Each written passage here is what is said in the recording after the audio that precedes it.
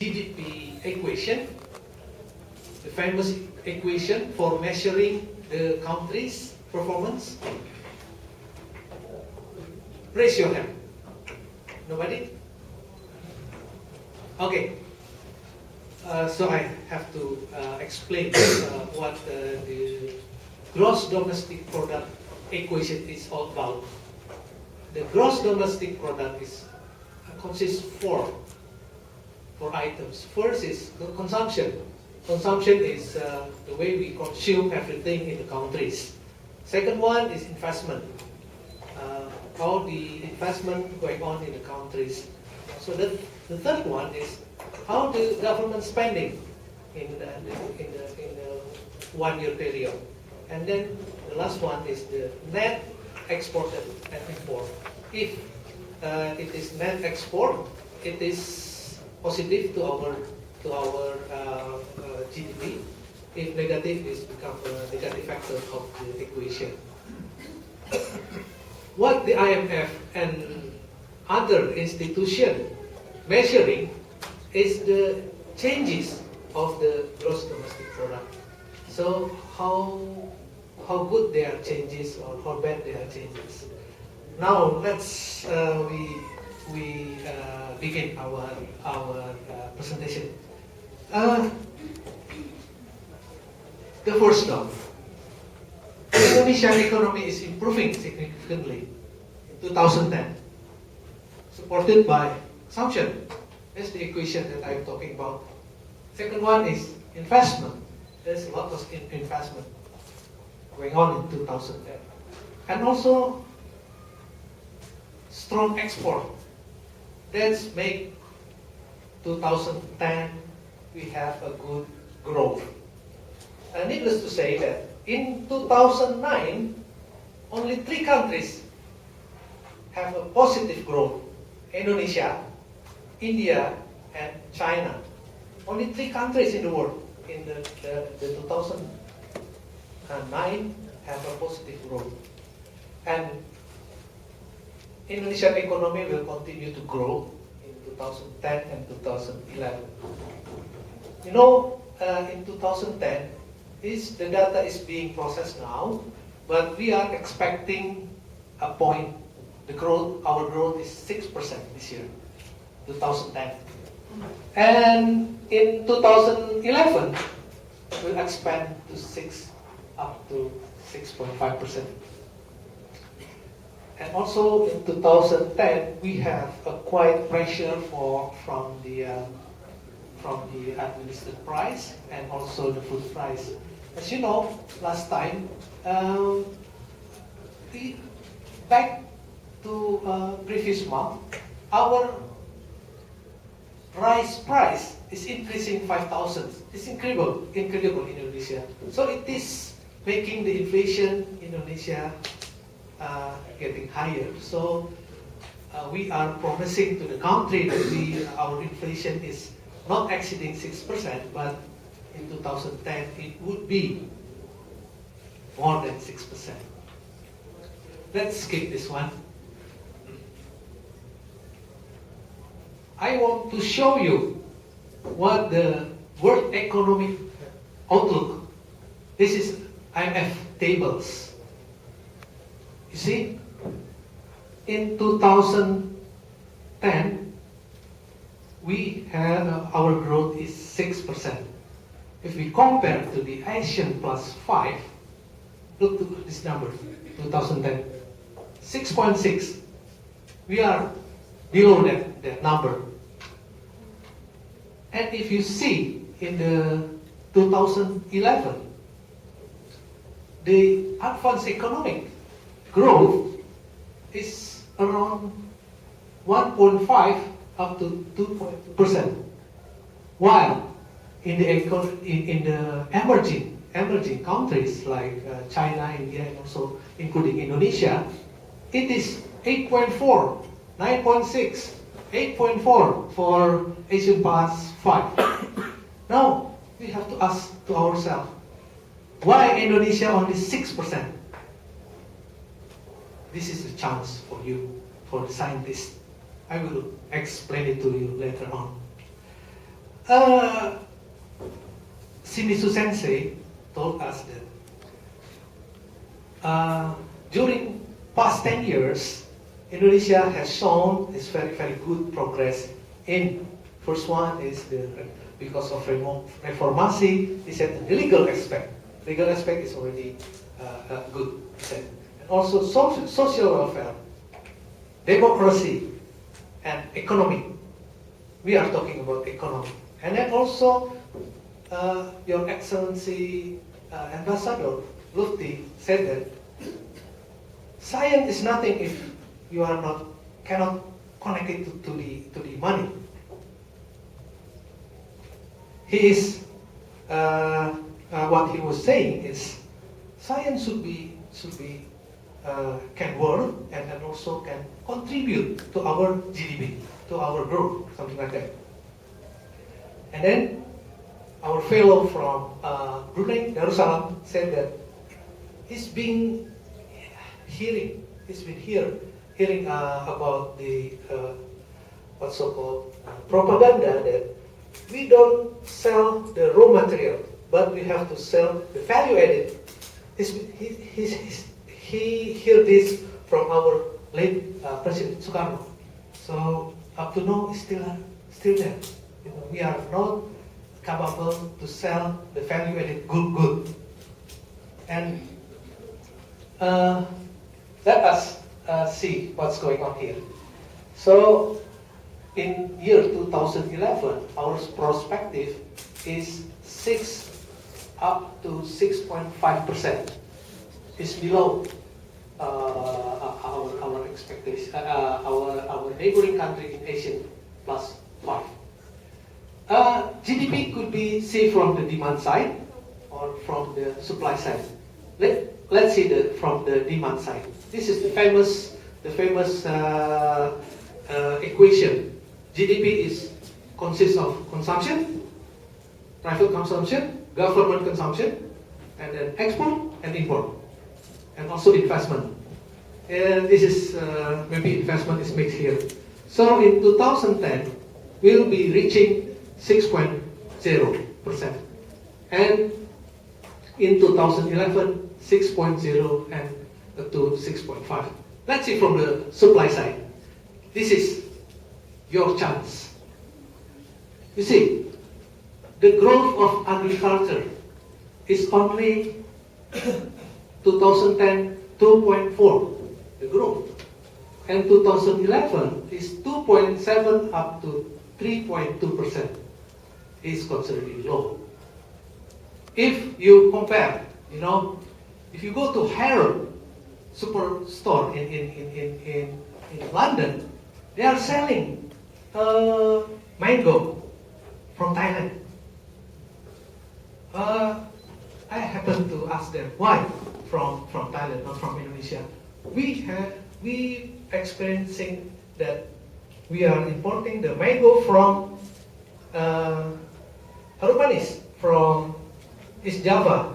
He said it only can last less than 1 week. If we buy from the Thailand, it will last for a month. It is technology. So this is a chance for you for expanding the agriculture. In China, there's so many agriculture, the department store or groceries. They are selling durian montong. Every grocery they are selling durian montong. And you know how many people in China?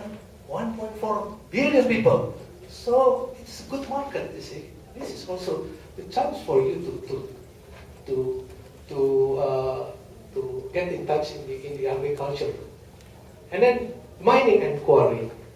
This is also interesting because if we see the statistic, our import goods from mining and quarry is only the raw materials. From the Freeport in the Papua, we just export the soil, and then they are extracting outside Indonesia. Also, we export nickel to Japan.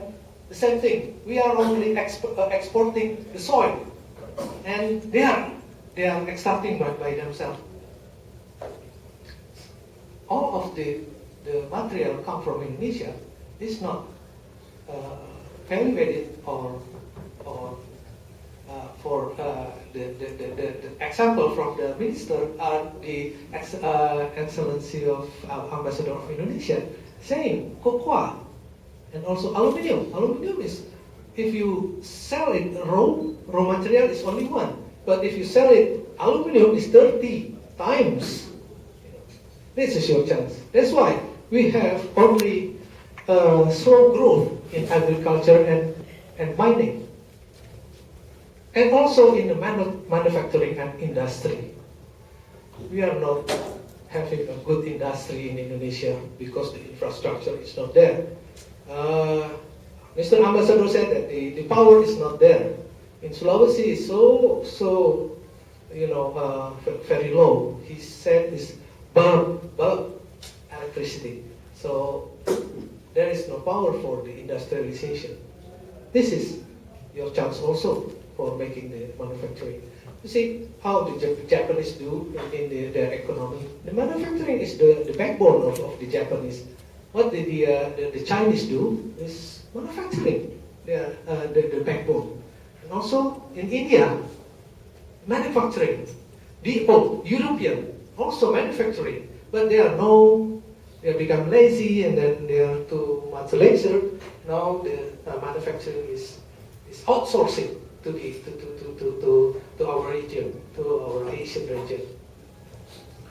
And the other low, considerably low yield or changes or increase is on the construction, but it's okay because if we see the growth is 6.4 to 6.9%. What I'm trying to say here is, I remember in 1980s there is a song, "Don't worry, be happy." But we cannot do "Don't worry, be happy" now. We have to worry, and we have not too happy to see this statistic. This statistic is, some say that we have anything. We have oil, we have the energy, we have the natural resources, even the uranium, we have it. But we cannot use it as the manufacturing. We can put the value added on that kind of the Allah give us to our beautiful nation. I would like to give you the example. In Japan, 6 months or 1 year ago, there is a trend to eat banana and ice water every morning for the asagohan to make your body slim. At the time in the supermarket, all the banana is gone. And if you know, in Indonesia, so many banana, so many types of banana. If you go to Cabe restaurant in Tokyo, they are selling banana tempura. But banana tempura is like pisang ambon, and then you fry it with the flour, and then the taste is not good. This banana is very, very, very, very famous in Japan. It's come from the Mexico or the Philippines. The bananas. We have a plenty of bananas. We have horn, pisang tanduk. If you fry it with flour, it's very tasty and so on. We are not exploring ourselves for this kind of economic resources. As you know, Japanese people, my friend Japanese, come to Bandung, and then I give him the pisang molen, pisang molen, the banana, and you cover with flour, and then you cook it in the rain, something like that, and she loved it. But of course, for bringing from Bandung to Tokyo, it makes that banana ruin because it not last long, something like that. This is technology again. You have to make this kind of a commodity is last long. I would like also to give you an example in Aalsmeer. Aalsmeer is when the Dutch occupy our nation, they are making a kind of reclamation in Holland, in Amsterdam precisely. It's called Aalsmeer. It's 25 kilometers by 25 kilometers. What they are doing in that land? They are harvesting the flower. Why it is so famous? Because the flowers, it could last 10 days, 7 to 10 days. If you say the flowers is in Indonesia is probably less only 1 or 2 days, but they can make the flowers up to 10 days. So it is again technology. So to the end of the slide, I would like to inform you there is a lot of chance for the scientists to go back to Indonesia, and then you can do in the agriculture, in manufacturing, and the mining, something like that, and it will contribute to our growth. Our growth is already 6%, and 6% never exceeded, because if you are not putting the technology on that growth, we will not exceeding 6. We have to be happy for the lifetime on the 6%. If you are not, we are not inviting technology to this kind of resources. Okay. 1 minute more. Okay. 1 minute. Next slide, please.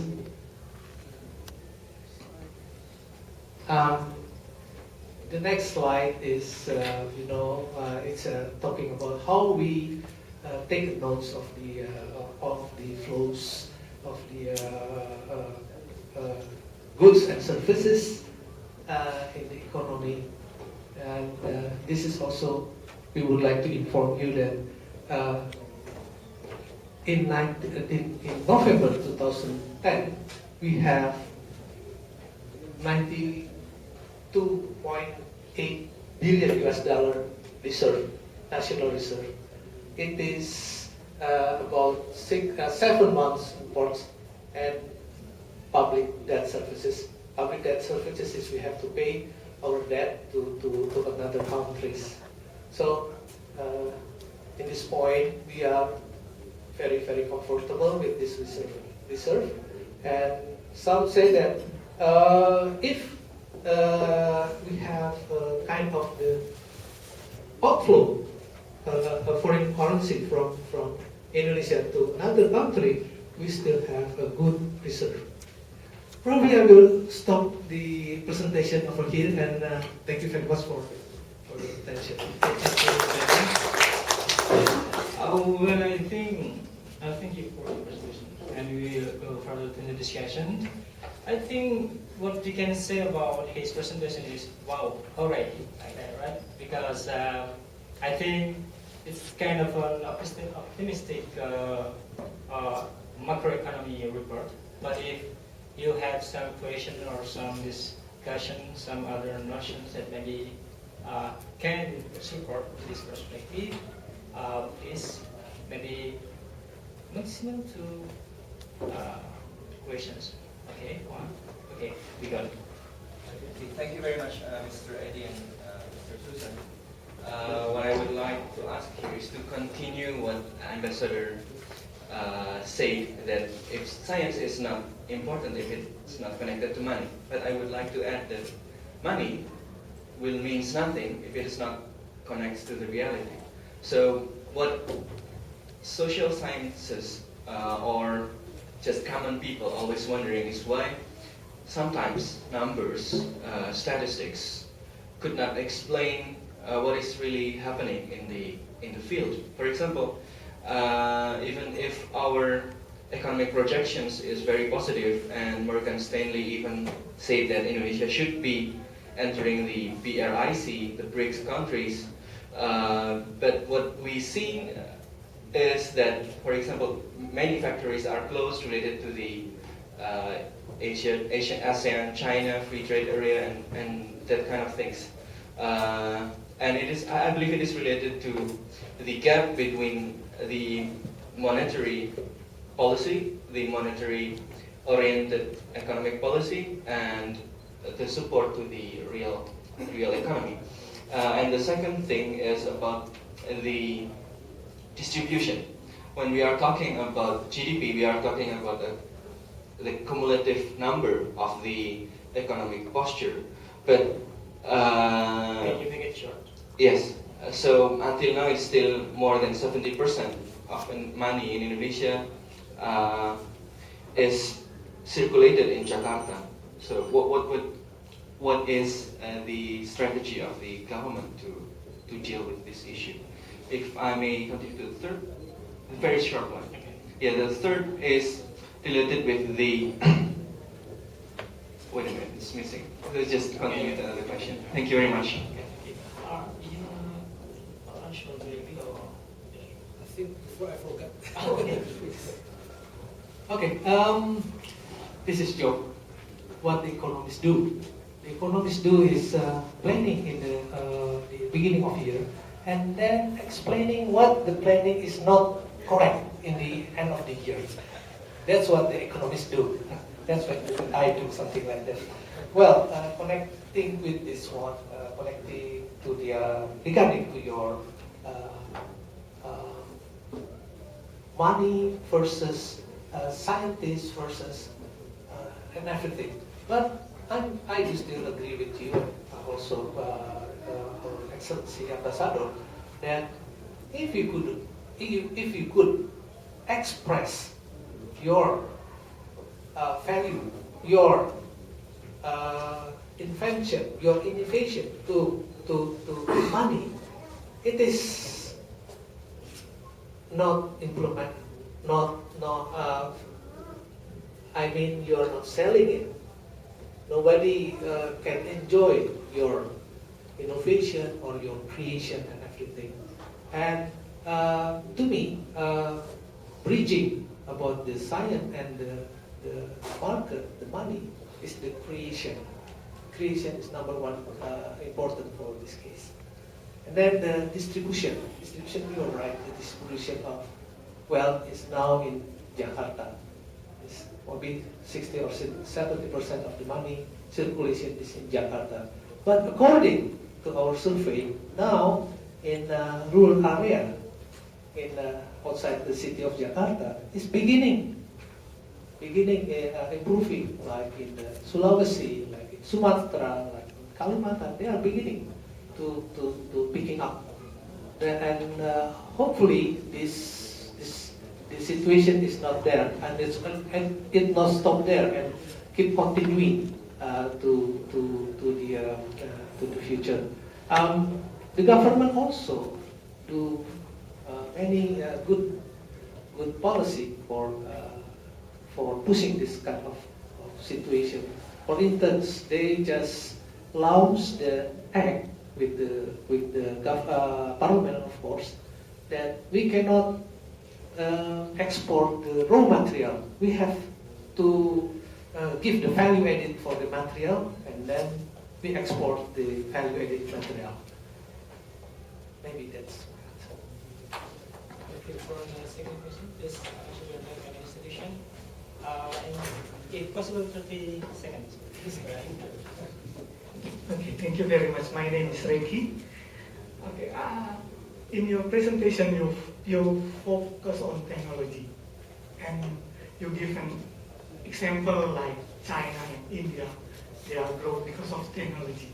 But if we see China and India, they got the technology from the Japan or United States, and it means we need a transfer of technology. So usually transfer technology comes from investment, foreign direct investment or some things.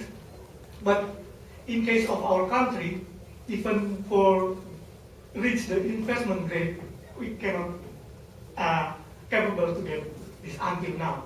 And you talk about the legal aspect too.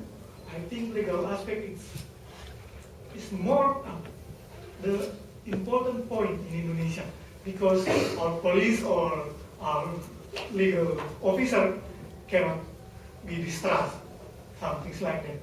What do you think about this? Yes, I would like to answer this question now and the future.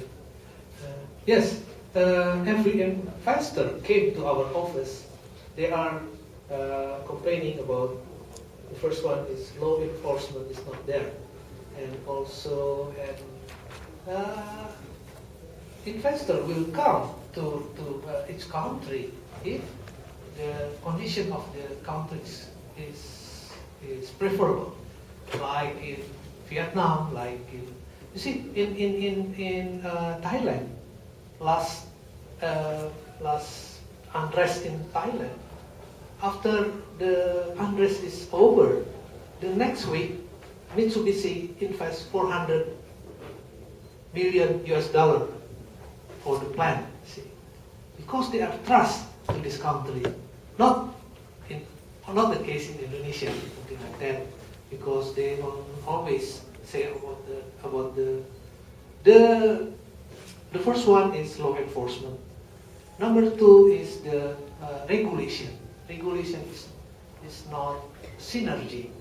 If you go to this kind of industry, and then so many regulation is not fit to this kind of investment. For instance, owning the house, owning the properties in Indonesia is not allowed by our rule, our act right now. But the parliament is still working on it. If I may go to the future, we have a positive slope. Positive slope is meaning that every inch of our country now is beginning to getting better and better. For instance, the law enforcement. If you sit down, probably still not good. But there is a trend. In every aspect of our lives in Indonesia is going better and better now. It's also approved, and people give that understanding. When I was accompanied the Minister of Finance for selling the samurai bond, they said Indonesia now is good in every aspect. So the future we will have, I think, the positive slope of hope, something like that. So yeah, we have to pray for it. Thank you, Mr. Eddy. I think I can give you 1 minute or time if you have one more questions. Anybody has some questions? No? Usually, if I attend a discussion about the macroeconomy analysis, usually in the room will become hot. So hot because usually many critical points. Okay, oh, you have more. Yeah, I remember my third question actually. It is said that there are two regimes of technocrats in Indonesia. The first one is the technology-based technocrats, and the second one is the economists. And now those who are reigning in power is the economist regime. So the debate is like, if we can, the technologists say that if we can make a plane, then why should we buy it? And the other side, the economists say that if we can buy plane, why should we make it? And that's why I'm a little bit shocked when in Happy when you say that as part of central bank is support the value add, the creation of new technologies to support the economy. But in my opinion, in our economic posture, it seems like the priority for technology is still not yet there, because most economists still think in in that way, I mean, like if we can buy plane with the competitive advantage theory thing, then why should we make one? That will be a lot of money wasted. Something. What would you think? And how is the policymakers in the economic field is now belongs to? I mean, is there classical economists dominating the regime, or there are different way of thinking there? Thank you very much. Well, what the engineering do is to make something more efficient and more effective, something like that. And what the economists do is how to sell it and how to make a contribution to the country, something like that. It's remind me to my my great teacher.